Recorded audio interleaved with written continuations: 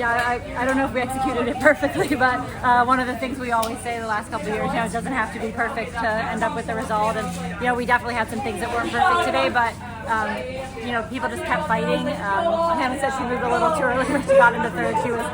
She knew she couldn't quite hold it that way, but I think across the board, they just kept fighting really hard. And we were coming apart a little bit at the end, but it worked out. What were your instructions to them before the race? I mean, they were supposed to be a little more conservative the first loop, and I think Grace, Hannah, Bethany Mahalik, they did that really well. Sadie did it pretty well. I think it's just it's been a long season for Angelina, and she's been a little under the weather the last week, and so I think she thought. But I mean, she's unhappy with her individual performance, but that's the great thing about.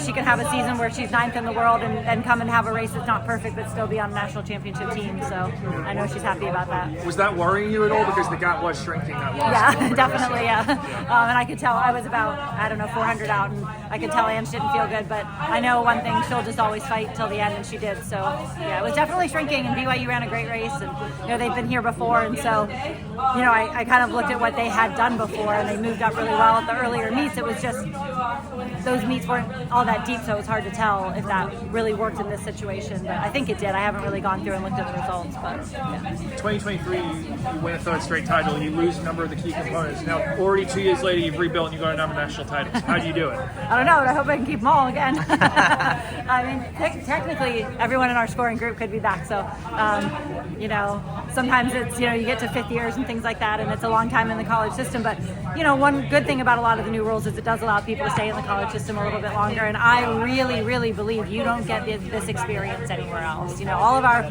women that are running professionally now, they say there's nothing like NCAA cross. There's nothing like trying to win a title with your teammates. I mean, Diamond Leagues are totally different. And all these really, really cool things, but you just can't replicate this after this time. So why not do it as long as you can and enjoy this with your teammates? I mean, do you think a lot of these women committed after seeing you win in 21 or 22? Yeah, probably. I'm guessing age-wise, that's probably what's going on here, and I just remember 2 phone conversations with Grace Hartman, because she didn't make Foot Locker, she didn't make NXN. She was an Ohio State champion, which we recruit Ohio hard, but just these conversations where the second one, I'm like, I don't know why, but I just think she's going to be great. And, I think hopefully we all keep doing the recruiting that way enough where you get to know the person and you know whether they fit your program and your culture and all of those things, because, to have the opportunity that she's had to be able to lead this team to a national title now after finishing 60-something in the first, she was a member, she was in our scoring, she was our 5th runner for the first one, and to be able to have her come back and lead the team, and Hannah Gates to do the same thing, that's really gratifying for me coaching wise. Keep people here 3, 4, 5 years and have them get better and be able to have that experience. What do you remember about that phone conversation that decided to make you take a chance? I don't know. It was, she was talking about being a leader on her team and having to be in charge of the freshman boys and how difficult that was, because she had to take them on a canoeing trip or something. But her leadership skills were really good, and she was just also really focused on getting all of her training in around that and doing all the right things. And she was very inquisitive, and she wanted to learn what to do, and she wanted to work that hard. I think it is, people who came on those visits with Caitlin and Kelsey and Sam and that first group that won all those titles hosting them, when you have those kinds of people hosting on visits, you draw the same kind of people in. And I think that's what happened here. They were like, oh, these women work really hard and have a lot of fun, and that's what we want to do. And then you're able to kind of draw those people in too. Four titles in 5 years. You're getting to be in pretty elite company. What does that mean to you and to the program? We talk about gratitude all the time, and I'm just so grateful to be able to coach these women.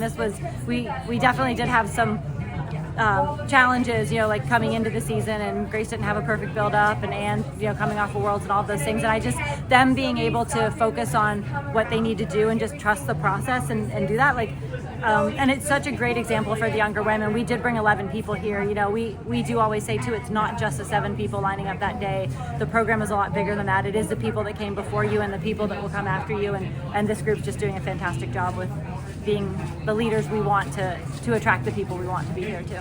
Was there anyone you think really stepped up for you today? I think that I'd have to look at it. I think Bethany Mahalik had a really good day, after being 160th last year, and she just kept moving up. But I think really sometimes you look at the people moving backwards a little bit, but they were fighting so hard. And I think, this isn't necessarily Sadie's favorite thing. You know, I think she's pretty happy to get on the track in Boston in a few weeks. We'll have to decide event there.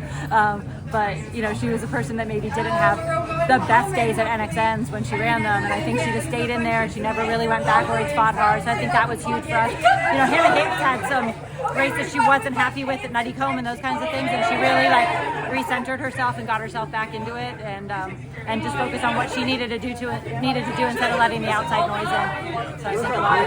Grace was overtaken at the end of the ACC